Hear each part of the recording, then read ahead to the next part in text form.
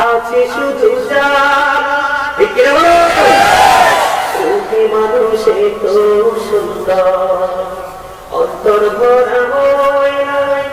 হারিয়েছে সুখের জীবন আছে শুধু চলছি জীবনীশি ভুলে গেছি হাসি জীবন থাকিতে যেন একটু যে সুন্দর এই পৃথিবী সংস্থা করেছি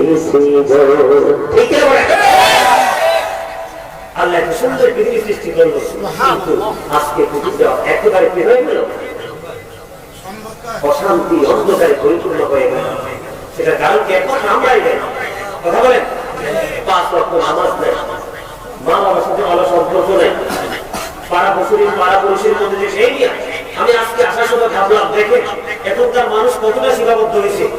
একমাত্র নিজের একাউন্টে